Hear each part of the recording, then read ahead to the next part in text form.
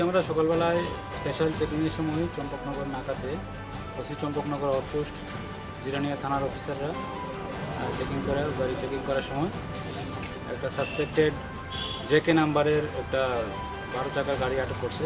সেটা সার্চ করেছিল, সেটার কাছ থেকে একটা আলুর গাড়ি ছিল।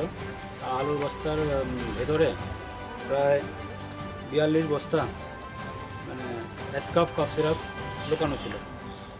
তো আমরা কাউন্ট করে দেখছি এখানে টোটাল 13,440 বোতল এসকাফ কফ সিরাপ আছে। কাউকে অ্যারেস্ট করা হয়েছে? এই গাড়ি যখন আমরা চেক করছিলাম, গাড়ি তো কিউতে ছিল, তখন ড্রাইভার এটার পালিয়ে গেছে। আমরা এনকোয়ারি করছি, সত্যি আমরা শীঘ্রই তাকে অ্যারেস্ট করবো বলে। আনুমানিক বাজার মূল্য কত হবে? আনুমানিক 30-35 লক্ষ টাকা। অভিযানে কে কে ছিল? ওসি চম্পকনগর আউটপোস্ট এবং জিরানিয়া থানার অফিসার।